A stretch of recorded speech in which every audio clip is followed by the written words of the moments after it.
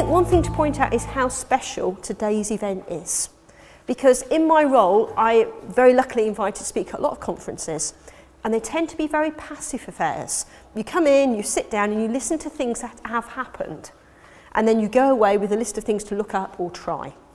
Today is very different, and that was one of the reasons when Matt suggested it, and I said, but we're kind of fully booked in July already, and he kept saying, yes, but this is going to be very different. So in the end I said, yeah, okay, I'll come down, it sounds fantastic. Because this is a live conference, we're going to be doing a research lesson, actually first-hand data. That's so important. So often things are done second-hand and given to us and someone else has interpreted it. Today we get to do that at first hand, and I think it's a fantastic innovation. And in light of that, what I'd like to do in the Enrich session is, rather than just go through and say, here's a lot of activities, off you go, I think we'll treat this as a maths gym. Now some people are going, ooh, not sure about that. But think about it. If you go to a gym and you go and sit at the side and watch, no matter how hard you try, you are not going to get any fitter by watching other people doing all the sit-ups and press-ups. You have to do a bit. And in a maths gym, it's about having a go at doing some of the maths and reflecting on it and talking to the people around you. So we're going to have a go at doing some maths activities. We'll have a think about how you can maximise what's an Enrich, and I'll try and make sure I cover as much as I possibly can in the time, but I'll be staying around later. So there's something I've not covered and you don't want to ask during the main session, please come and have a word with me. So, a little bit about Enrich. Matt said that we've got people here from early years right through all the key stages. Well, that means there'll be something on Enrich for you, because Enrich starts with the early years, covers primary, secondary, post-16, including GCSE resits, we have a hub work group on that, and the university entrance exams. I'm supposed to cover all of that, so if there's a knock on my door, it can be somebody going, I'm working on a problem about Wellington boots and socks for the early years, what do you think? And then the next knock on the door is, I'm just doing this entrance exam question that was last year at Cambridge, and it's got these different mechanics components, what do you think of the way I've presented it? One after another. You have to really be able to switch between the key stages.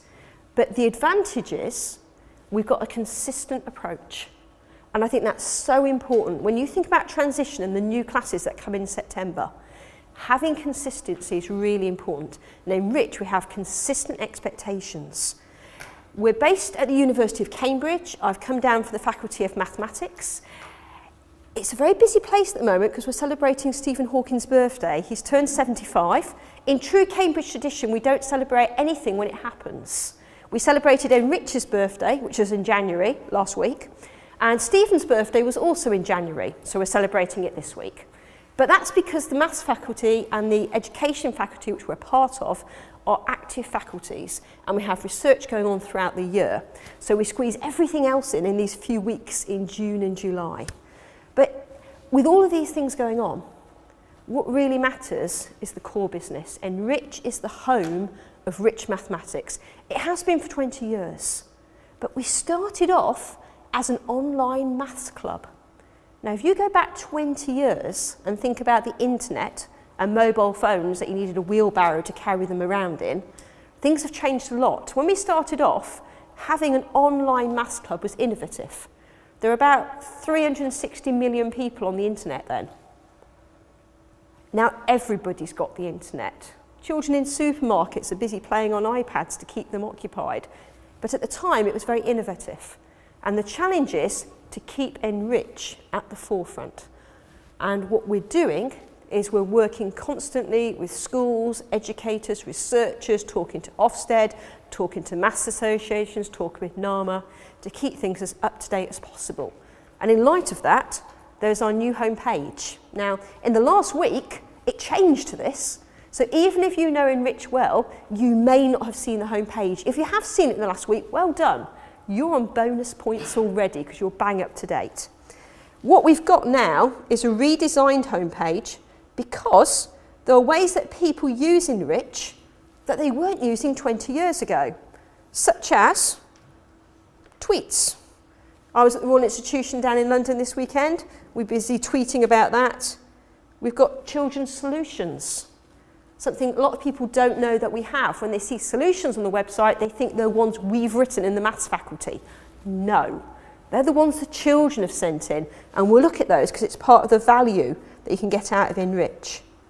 So, what I'd like to do is take you through some of the activities and then think about how you can use them. So it's a maths gym this morning, so I hope you've come feeling fit and ready to have a go. Now, the first thing is I've put some packs on tables. Sadly, these are not to take away, okay? But it's called Reflecting Squarely. It's one of our really popular activities. And I just thought, as we're starting off the gym, it's nice for everybody to have a go themselves. So in your pack, you've got 3 pieces of card, all the same colour. And at Enrich, we specialise in low threshold, high ceiling. It's really important that everybody has a go. And so we need to design all the resources so you can do that. So with your 3 pieces, could you arrange them to make a shape that has reflective symmetry? It's got a line of symmetry. Okay, have a go. What do you think my next question might be? We know there's more than one solution. How many? Fantastic. How many solutions are there? Just out of curiosity, who's found about half a dozen different answers? Yeah, quite a few, well done. There's some people who won't found as many, and that's absolutely fine, because I'm assuming people were sat there thinking. And sometimes children just jump in, as we know, and start solving problems without taking time to think. So sometimes the number of solutions doesn't always interest me, as opposed to how they go about it. The trouble is, when you're working with a class of children and you've got something in the back of your mind you want them to do, the chances are they don't perform on the day. They don't do the way you were hoping and get the conversation going. And that's why, when I was using Enrich as a teacher, I missed out on one of the most important aspects, because quite often I was given a really good Enrich resource which had been photocopied and photocopied and photocopied, and I wasn't seeing it at first hand. I very rarely went live on the site. But when I did, I found some really great resources because they're all the teacher's planning notes. I'd missed those for most Enrich problems, but they're great, especially if you've got NQTs or RQTs, or it's just an area of the curriculum you're not familiar with, because it talks about why do the problem and ways to use it. Quite often there's even PowerPoints ready done for you with all the activities on, which are great. Ofsted have seen them, and Jane Jones very recently, head Maths HMI, she was saying to primary schools, have a look at the short problems for secondary because they're great for deepening understanding. So there's some really good stuff on there that I didn't notice when I was teaching because I was just too busy saying, give me something and I'll use it. But you've got extensions, you've got support, there's a lot there. But I don't think that's the best thing. There's something very powerful about Enrich, and it's this, the solutions button. And it was a while before I came across it, and when I first came across it, I thought, well, they're the team at Cambridge, they've put their nice posh solution up, it's not something my class are going to be wanting to use. But all the research about learning maths tells us that children learn best from their peers. And that's what's going on here. It's solutions sent in by children for children. So we've got solutions to Reflecting Squarely. Now bear in mind, this student's done this in class and had time to go and play with it. So if I came around and looked at your notes now, they might not quite look like this. But what's lovely is if you take time to study it and think, what's the same and what's different between what you've got and what this student's done? There is an awful lot of mathematics and mathematical ideas about problem solving going along here. Now, we had a very good question at the beginning about the number of pieces. I gave you 3 pieces. Sometimes 3 pieces is a little bit fiddly, it's a bit too much. I had a colleague called Chris who was working a lot with schools when we had the calculator paper for primary schools. And a lot of children, when they looked at the calculator paper, and of course had all been told it was easy because they had a calculator, would look at the missing box questions, which were decimals, something like 230.6 divided by missing box is 17.3. And your average year 6, having been told it was easy because they had a calculator, put up their hands and went, I can't do that, even though they had the calculator, because the numbers were scary. And my colleague Chris had a lovely approach. She said, okay, what would you like the numbers to be? And the year 6s often turn around and say, well, look, I know my 10 times table, I know my 5s, I know my 2s. He says, well, Try putting those numbers in to make it make sense. Once you've got your head around it, then go back to the question. So make it into something you can do, and then go back. And Andre's done that with a shape and space puzzle. He didn't like 3 pieces, there's too much going on. So he's taking it back to 2 pieces. Really nice strategy. So he's used something he's probably learnt in number and put it into shape and space. 2 pieces. He's also done something else. If you notice the packs I gave you, they're all one colour. To explain his thinking, he's got 2 colours on there. You can see what's the same, what's different. It's a really, really nice approach.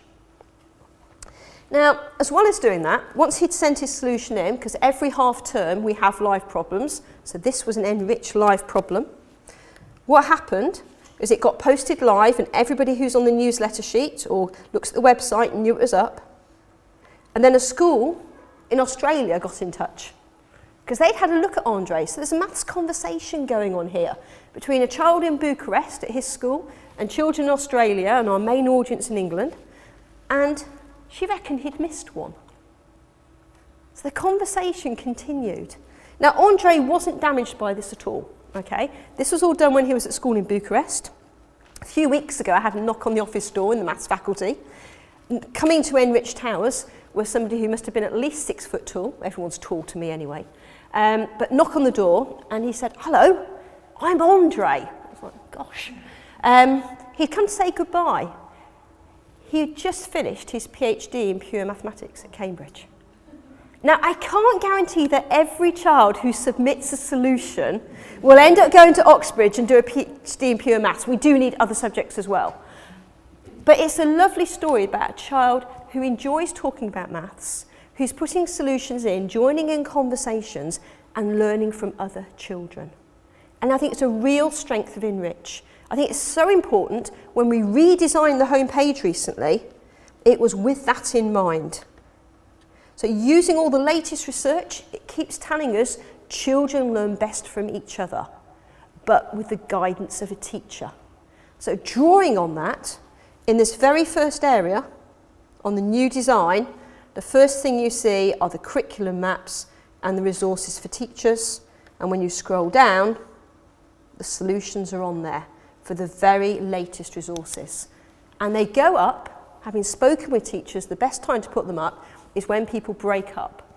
And that means that if people want to look at them over the break and get them prepared for their classes, ready for the first day back, they're there. So when folk break up now in a couple of weeks' time, the new ones we put up that will be up throughout the September half term and into October. And then when you break up at October half term, we'll post the solutions and the new ones will go up, which will stay up till Christmas. And we do that throughout the year, so there's plenty of time to look at them before the children come back to school.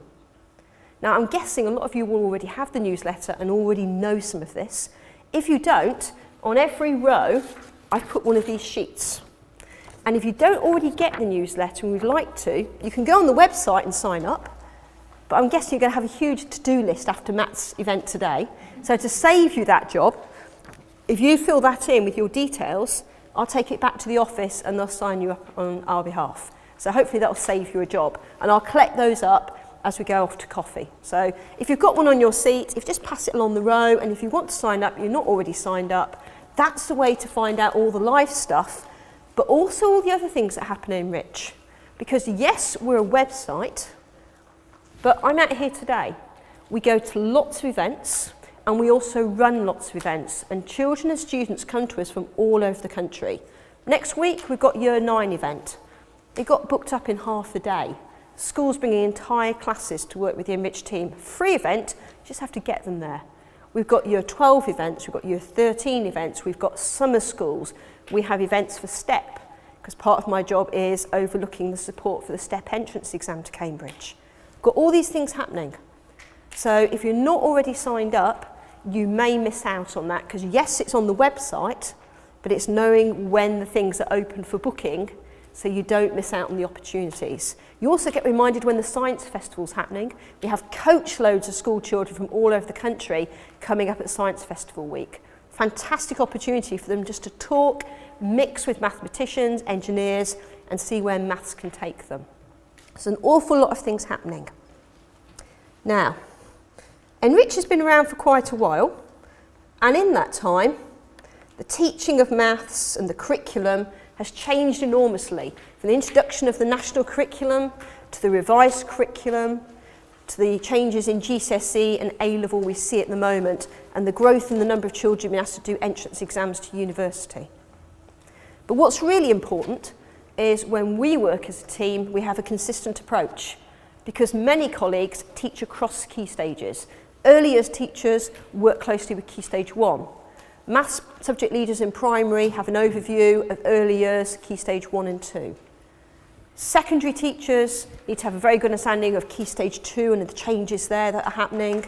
And then we've got Key Stages 4 with GCSE changes, Key Stage 5 moving from modular. All the way through there, we work with a consistent approach. So if you look at an Enrich resource, the same vision is behind it, no matter where you're teaching. And it's this. This is what drives us. It includes the curriculum, but that's a minimum as far as we're concerned. If you're going to nurture a young mathematician, you need more than conceptual understanding and procedural fluency. Children in Year 4 are supposed to know all their times tables. I'm sure they all do the minute they leave Year 4. Year 5, they know them backwards, obviously. Every child must know them up to 12 by 12. If you're teaching primary, you're probably thinking, yeah, in our dreams, it doesn't quite happen that way. But if that did happen, if they did know all their times tables and they're 10 years old, how would the children do a question like 13 times 12? Would they build on their prior knowledge and work it out quickly? Or, as many Year 6s do a long multiplication to work it out? Because they get into the habit of thinking that's the next thing. And they tend to see mathematics as a progression rather than a set of tools and you pick out the best one at the best time. If they're going to thrive as a mathematician, they're going to work the way we'd like them to work at Cambridge. What we're looking for is flexible thinkers, ones who can draw on different areas of mathematics. We've got a fantastic proof I'll show you later, where a student took a 20-page proof of a famous mathematical theorem and was playing with a Rubik cube on his desk and thought, do you know what? I could use some geometry ideas from this, and he reduced the proof down to 7 pages. Still very, very long. He needs to play with something else now, maybe a finger spinner or something to get it down even lower. But it's about drawing on connections and not seeing maths as separate areas. So we do want them to have conceptual understanding, we do want them to have procedural fluency, but we don't think it's enough to be a mathematician. And certainly to want to be a mathematician, it's nowhere near, because that's just about passing the curriculum. So Enrich resources cover the other 3 areas. The curriculum touches on them, but doesn't necessarily highlight them. And we think they're incredibly important. And that's why we've got that rote model, all 5 intertwined. We want them to have adaptive reasoning. The curriculum actually says they have to be able to justify their reasoning, and that's on the first page. And having been in a lot of schools and talked with a lot of subject leaders, quite often, especially in primary schools, teachers are given photocopies of their year group expectations and don't see the front page, which talks about justification, and it gets missed off. So we look for adaptive reasoning, and that's why the solutions are so important, because first off, the children have to be able to convince themselves. And if you ask the children a question in class, quite often it comes back as a question. What's the answer? Is it 5? They're not convinced. But if they're going to convince others, they've got to be convinced themselves. They've got to practice their arguments with a partner, and then convince a skeptic, the 3 levels that John Mason talks about. So what we're looking for is we provide the skeptic, that they can convince somebody who is maybe an enemy or somebody they don't know, and they get that level of convincing. So adaptive reasoning is important. If you listen to Ofsted and Jane Jones, she will say when she talks to schools, they may very well have in their policies the 3 things about fluency, reasoning and problem solving off the first page. But when they go into classes, they don't see it. They see fluency. They see some problem solving. They may see some fluffy Enrich resources on a Friday or at the end of term, but they're not embedded. And they may see some reasoning, but they don't see the 3 things often integrated. And then what she's briefed her inspection team to do is when they're in classes, to be looking for that, to be taught all 3 aspects, and also when they're talking with the pupils about what their experience of maths in school is. Do they come back talking about it's all about fluency and knowing my tables, or are they talking about problem solving? Today's conference is a really good opportunity to be thinking about that and what the balance is, especially knowing that that's what the inspection teams are being sent in to ask. What's the balance? And is what's in the policy what's happening in the classroom? That's what they've been asked to do. So we've got these 5 strands, and having talked with people at Ofsted, having talked with the NCTM, this is the way we're going. So strategic competence, that goes back to flexibility. It's not about knowing long division, it's about knowing when to do long division. So if you're multiplying by 20, is long division the best way of doing it? Or is it a case of going, yes, I know long division, but I don't need to use it this time because something else is better. Or I know to do trial by improvement, but for this problem I'll draw a table. I'm going to draw a diagram. So they have a toolbox of skills. And when we publish the solutions on the website, we try to make sure we show different approaches. Because it's all right for us to say, try it a different way, do you know another way of doing it? But we need to model them and give them examples so they can learn about different ways. And the 5th strand, productive disposition, I think that's what Enrich is really about, the home of rich mathematics. It's about giving children problems that they want to do, that have a hook, that they do not want to stop, that they want to continue, that they'll carry on at break time, they'll take home, they'll go and rejig them and come up with alternative ways of doing them. That's what we're about. So we don't just want children to come and study maths, we want children to understand why people want to study maths and what a fantastic subject it is. So what we've done is we've arranged all of our resources and put them onto curriculum maps. Matt, what have I done? Oh. Again? That was going so well to that point. I lost the page. I'll find the home page.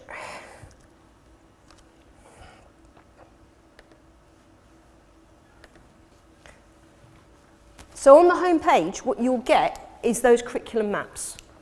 So rather than, oh, I need an Enrich resource, I'll go and find one, what you've got on here are links to early years maps, primary school curriculum maps, secondary maps. They're all free, and they have the Enrich resources matched to all the different objectives and outcomes you're being asked to teach. So rather than Enrich being something that you might have a nice activity and you'll put it in, there could be 6 activities, 8 activities that link with that particular outcome. And they're all planned in there. Now, some schools print those off and give them to the teachers and put them in their folders, which is great. But we update it every 6 weeks. And based on your feedback, we update it with activities people are asking for. So primary schools keep asking for lots of stuff on fractions, so we keep updating that. Secondary schools, there's a lot of calls now for statistics and mechanics because there's more of that happening, so we've been updating those. And the A-level curriculum map is now looking at linear rather than modular. So yes, print them off by all means, but having live bookmarks is probably better so you don't miss out. Because you just think 6 new activities every half term. At the end of the year, if you've printed it off, there's about 36 new activities your class hasn't seen. So that's why the curriculum maps have been done there. So eggs in baskets. Imagine you've got 3 baskets. They've all got colours. You've got a brown, a red and a pink one. And there's 10 eggs. The brown basket has got 1 more egg than the red, and the red has 3 fewer than the pink. And your challenge is, how many eggs are in each basket? So if you've got a solution, have a chat with the person next to you. Have you done it the same way? Have you done it differently? How many different ways have we got in this room of doing that solution?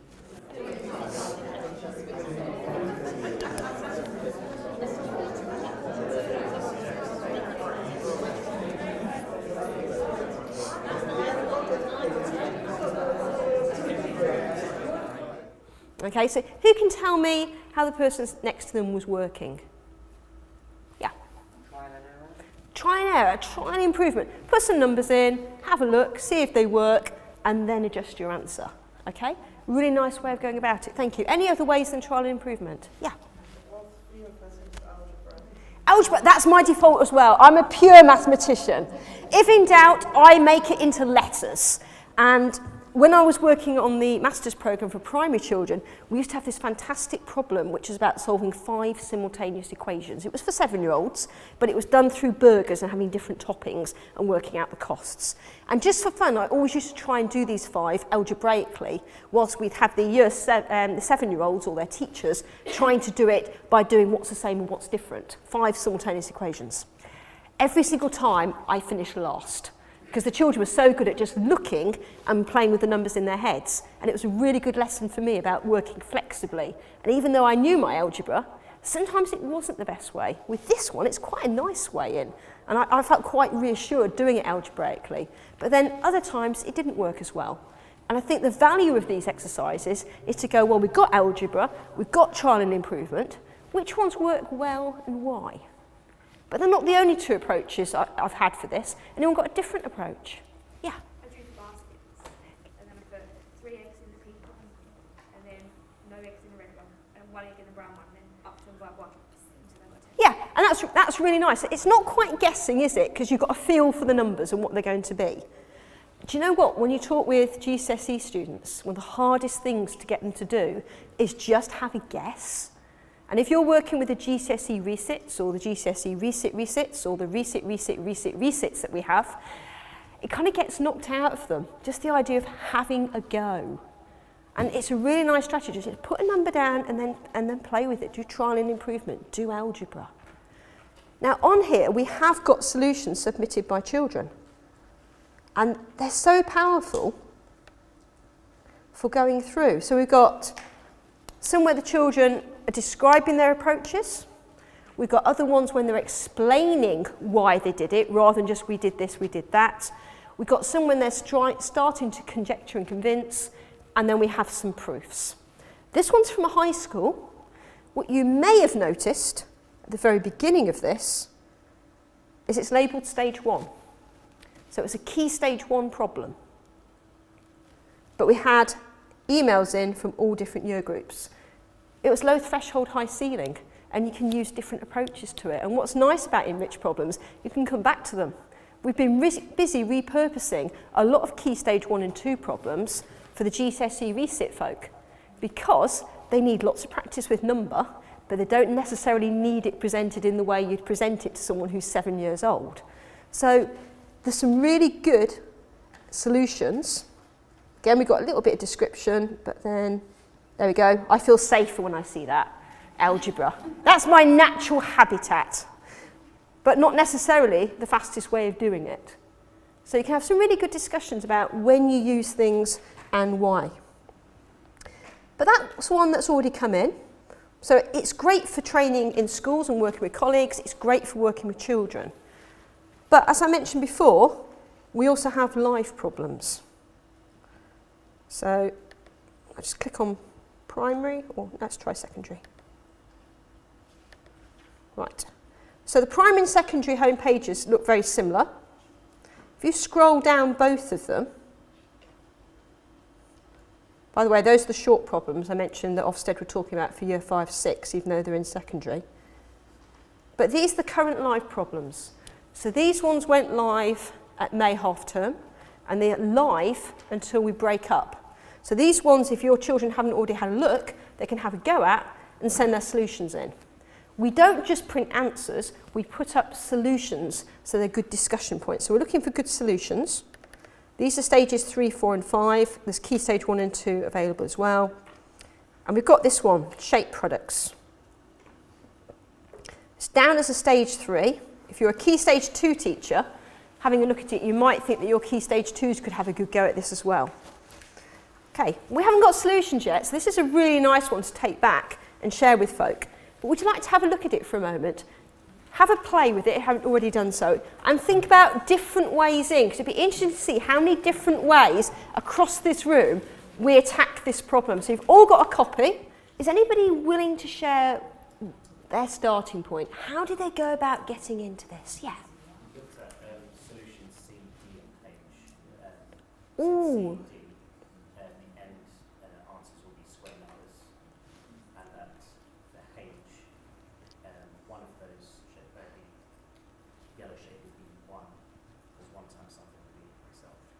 Now, isn't that fantastic? Not starting with A because it was first, but taking that time to have a look at all the information and then drawing on the prior knowledge, which to us seems straightforward, but the children just reinforcing us, you don't have to jump in and try and solve the first one. Take the time to look. That time is so important when you're problem solving. Have a look at it, because actually spending that time can save you time later by noticing things like square numbers. And when you look at the research for habits of mind, and I'll show you a whole area of the website we've devoted to that, the habits of mind that Cuoco et al. Talk about are things like pattern sniffers, because they argue that we do not know what the jobs of the future are going to be for young children. We've got some good ideas. There's going to be less automation because we've got drones and driverless cars. We know they're going to have to be good at problem solving and collaboration, because as far as we know, computers at the moment aren't very good at that, but we're very good at them if we practice those skills. And one thing we're also very good at is pattern spotting. Cuoco talks about the pattern sniffers, and I just think pattern sniffing is fantastic. And noticing that you've got square numbers. And also you've got a limit, the total it could be. So it's not going to be every square number. It's only going to be certain square numbers. So they can start narrowing it down and doing some reasoning. And because this is about submitting a solution, it's a lovely one for them to actually talk about their way in and why they did it. And when we get them in the office, we can actually put them on a ladder to show the development of their reasoning skills. If they're just beginning to reason, they just tend to describe what they've done. A bit like when they've been out for the day and they describe everything that was in their lunchbox. And then they get to the point where they might start explaining things, justifying them, and then getting into formal proofs. So we tend to put a selection on so people can use them that way. If you're a primary school teacher, we have a resource called Sealed Solution, which is absolutely fantastic for unpicking different levels of proof at primary. If you're a secondary teacher, you're working with A-level, we have a set of resources with multiple solutions, so the children can actually practice looking at different solutions and then explaining the next term. There's steel cables, there's kite in a square, marbles in a box, which is 3D, and they all have multiple solutions. So rather than just saying, is there another way of doing it, we can model it and we can celebrate it, because that's what we're looking for, this flexible thinking, strategic competence. So that's one of the live secondary resources. I'll leave that sheet with you, so if you haven't had a chance to finish, you've got time over coffee. These are all the stage 3, 4 and 5 ones. They're all currently live, but look at the bottom.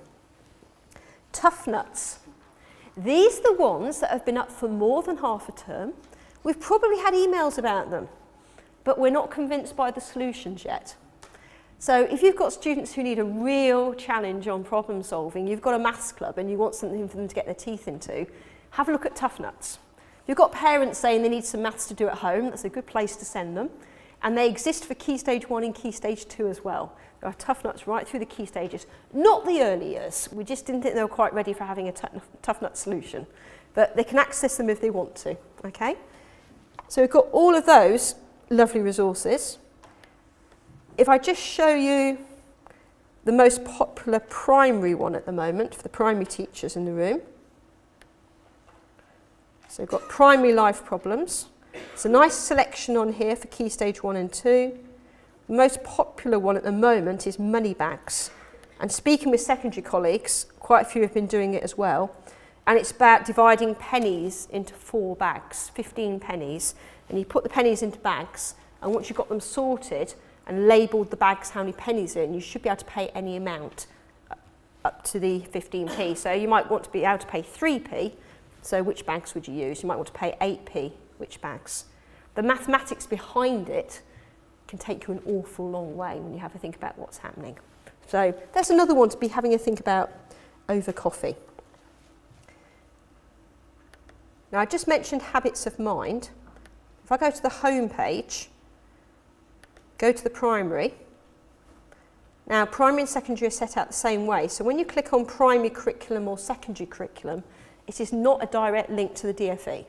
Okay? It's the work we've done on the curriculum. And you start off with all the curriculum maps for early years and primary.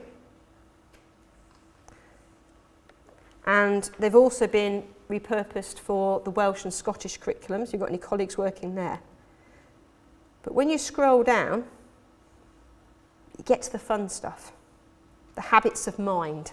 Still curriculum linked, but these are the ones that we've picked out of all of the resources that we think are really good for nurturing young mathematicians, whether or not they go off to study maths, but children who are confident working flexibly, collaboratively, children who don't just answer questions, but pose questions, the innovators of the future. And we've organised the resources for primary and secondary that way too.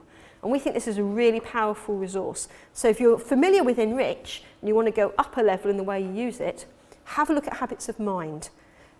The curiosity ones, that's going to be our new project for the next 3 years. We're going to really expand that area because we think posing problems is really important.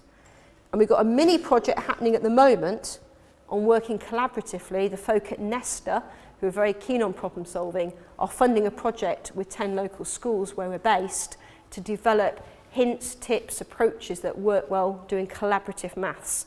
If you say to people, let's do problem solving, well, that's a problem in itself, how to teach it effectively. And then you say, let's do some collaborative maths. You're thinking, how do I get the children to work collaboratively together? We want people to be doing both collaborative problem solving. So we're having an investigation on that. And one of the school's most recent or most frequent requests is resources about developing resilience.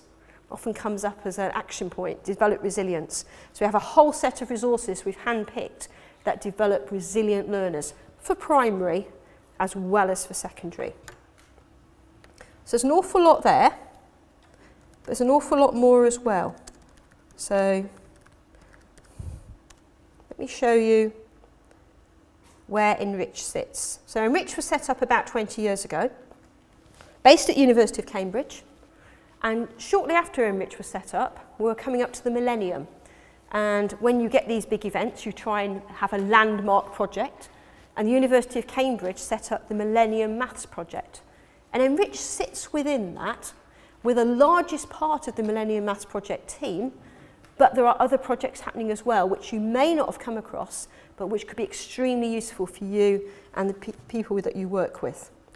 So MMP, as we call it, is a very good way to access all of them. So you can go to Enrich and just look at the Enrich resources, but you've been missing out on an awful lot of other things that have happened.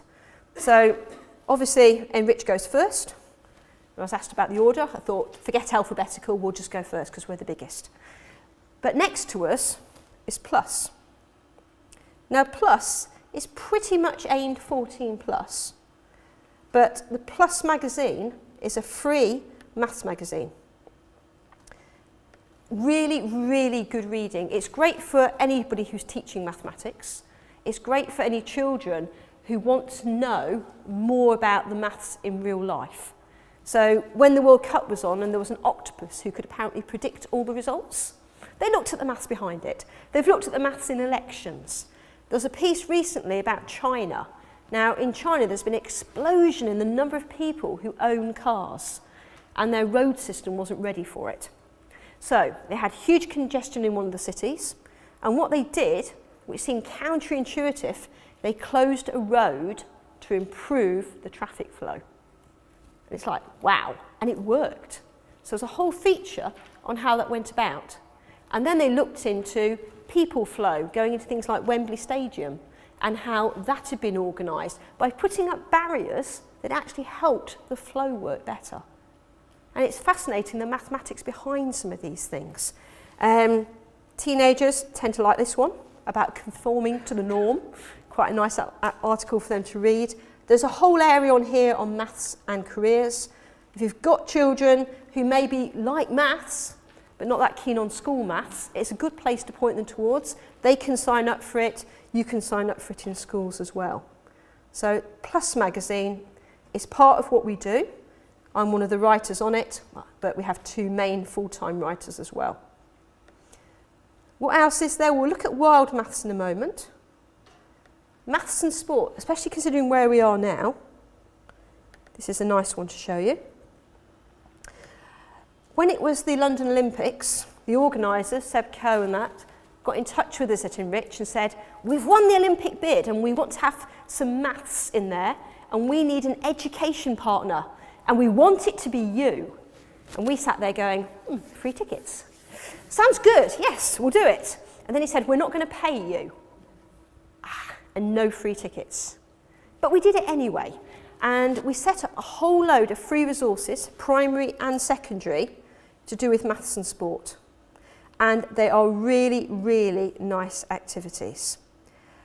One of them, which is one I often do at events, can't do it today because I haven't got tables, but it is about using graphs.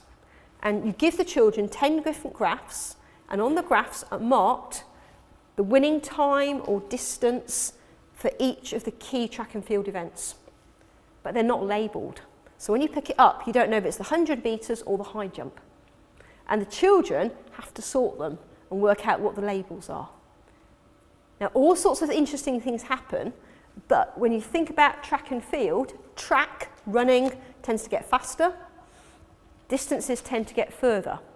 So if they're good at pattern sniffing, they can sort them into 2 piles straight away and work out if they're track or field. But those graphs vary. They don't tend to go like that or like that, because there's other issues have come in. They've changed the rules in sports. Decathlon points have changed. The weight of javelins has changed for safety reasons. They were getting too good at throwing them. They're in danger of kebabbing the runners as they threw them. There's been drugs in sport. There's been women's events come in. And so as they're trying to sort them, they have to draw on this information. And so all of a sudden, those children who maybe come to school because they love sport are the most valuable people in the classroom, because they know the difference between 100 metres women's time and 100 metres men's time. And they know how far you could throw a discus as opposed to jump over a barrier. And so these resources are great for getting those children to join in. We also did a football project with one of the Premiership teams, not West Ham, but a team that is London-based with Arsenal. And on there's videos, interviews with the players, there's activities, primary, secondary, mathematics. Again, by the Enrich team and free to use. So we haven't just got the stuff that links with the maths curriculum, we've got cross-curricular stuff on there as well. So some really nice resources to access. We've got links to the Further Maths project and a project that we run that's very local to Cambridge, which is called Stimulus. And the Stimulus project, which is literally schools within cycling distance of the university, what we do is we get our undergraduates to go and visit local schools and talk about the work they're doing and help support with maths and act as role models. Although it's a very limited project in where we can go, students in their 3rd year of their degree, a quarter of them go on to teacher training.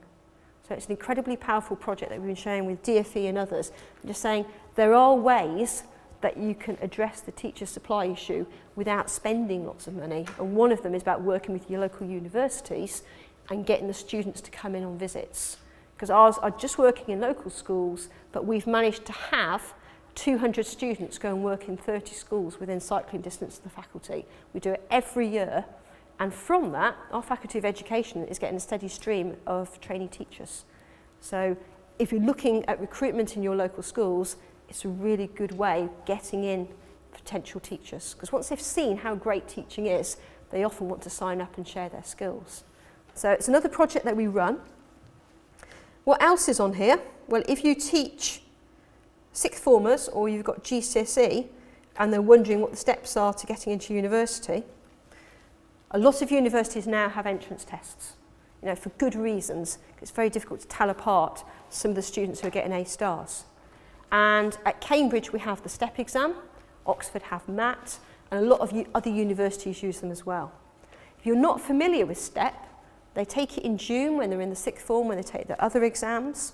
It's a bit like A-level, but although it's called STEP, it actually has less steps in the questions. They have to be good problem solvers. So all the stuff we've been looking at is ideal training.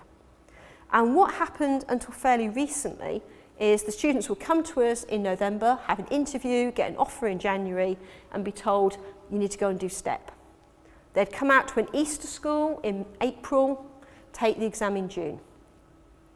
Now, if you just think of yourself as perhaps a nervous teenager who's applied to Oxbridge, is desperately trying to get in, it's Easter, you're waiting for this help, the exam's coming up soon, everything else is going on, it's not conducive to doing really well. So the DFE funded a programme, a correspondence course. Depending on your postcode, those students could send in assignments and get some help with them. They got help from our undergraduates. Some of our undergraduates are fantastic with great empathy skills. They know what it's like to be a nervous teenager and would say things like, you might have considered this approach, or this diagram might help. We have other teenagers who have less empathy skills, who aren't very good at seeing that somebody might struggle with something that they found easy. And you get comments like, you'll have noticed this, or it's obvious that. So when you review these things, you just think, well, can we do it better? Well, they don't come out to us originally in the upper sixth, they come out in the lower sixth. They think about doing their maths when they're doing their GCSEs and what their options are. So what we've done now, the team's done a fantastic job on this. They've built on that original programme and all those resources that were done in the correspondence course, but addressed some of the issues to make something that's open to everybody. So any child now can go on the STEP support programme because it's free, available all the time. They come out to an open day in June, a year before they take the paper. We show them it and say, have a look. And on there is advanced problem solving challenges, starting off with some curve sketching. Trying to get a teenager to sketch a curve is a huge thing for them to do. Okay, give them a big sheet of paper, they'll do a little sketch. Get them to sketch big, talk about it, notice things about the curves, compare them. So we start off with that, then we take them through all the different areas that they'll need. All the modules are on there. There's answers, hints, tips, discussion forum. It's all free. And they can go on at open day, they can start looking at it before then. And we haven't got just people applying to Cambridge, we've got tens of thousands of people looking at it. We don't take that many students. And they're looking at it from all over the world. Even a university called Oxford has made a link to our website, which I think says a lot. It's a really, really nice resource. So if you've got children who want to do some advanced problem solving, or are thinking of doing maths at uni, and want to see the sorts of things they're expected to do, it's worthwhile letting them have a look at STEP, because there's some really nice resources. So that's called the STEP support programme, and it's led by the Enrich team, so it's got the same approach right through its DNA. Now, go back to the Millennium homepage. I think I've covered all of those. So that means we've timed it beautifully to look at Wild. Wild is the latest offering from Enrich, and it's in response to queries and inquiries by people like yourself. Quite often the Enrich team get told, teachers love Enrich, it's fantastic, links nicely to the curriculum, but what is there if you want to run a maths club? You've got children who are not engaged by the curriculum, or at parents' evening, you've got mums, dads, grannies, granddads saying, what else can you give them to do extra maths? So with that in mind, Enrich developed Wild Maths. And Wild Maths is an area for students to explore. It is a key stage free zone. They're not mentioned anywhere. So if you're a primary teacher and you've got a child asking you about infinity, there's a space they can go and find out about it with lots of nice activities. If you've got children who like the mathematics of paper folding, the wonderful Fran Watson has set up a whole area with videos to show how to do mathematical paper folding. My favourite is Snowflake, not really applicable in this heat wave we're having, but just show you this one she's done.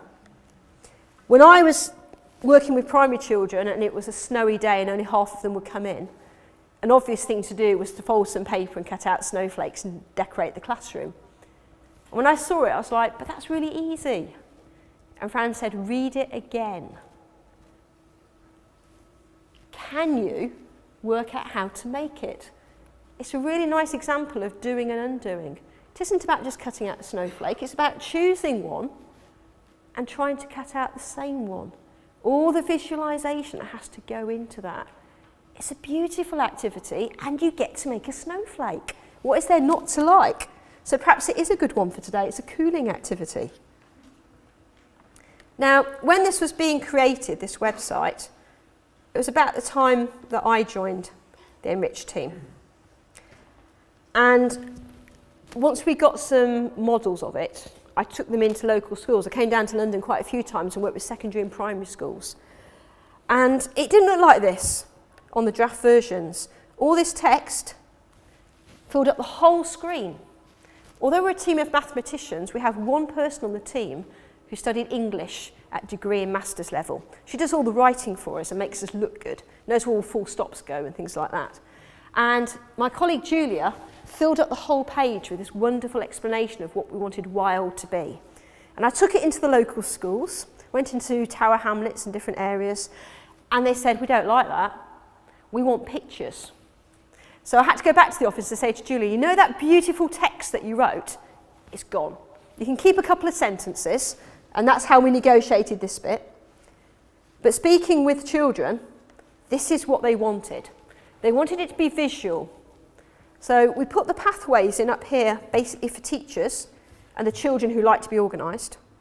But for the children on their mobile phones and their tablets, what they wanted was lots of visuals. And then they click on the stuff that appealed. So that's the way we've gone. And then when I talked to them and said, okay, we'll put in lots of pictures, and I explained to them what we wanted young mathematicians to do, to work together, to collaborate, to have empathy.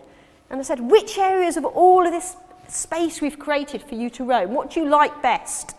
And they said, well, we like this bit, play to win, because we can go around beating people.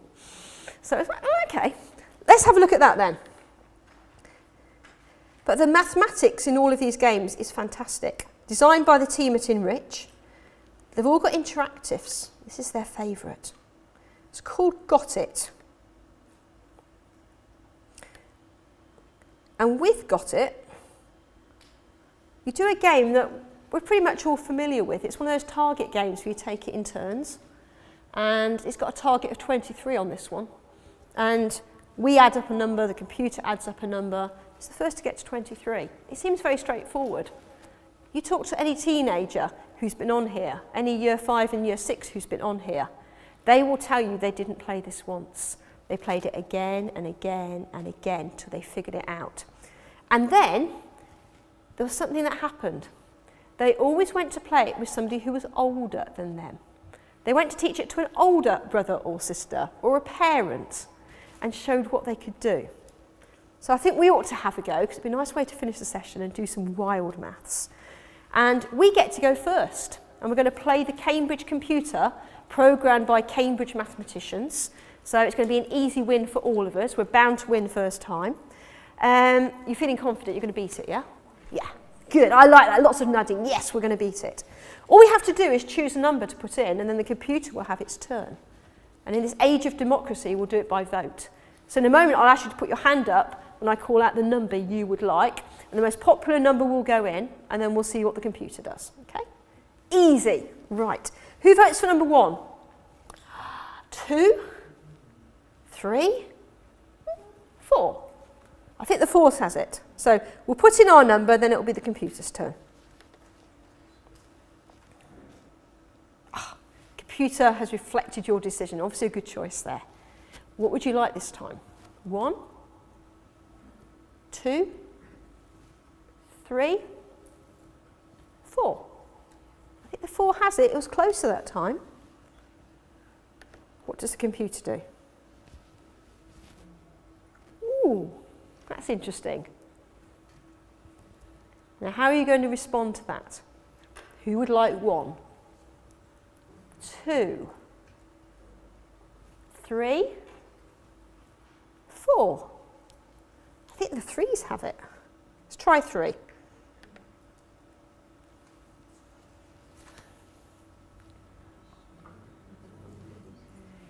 There's a murmur going around the room.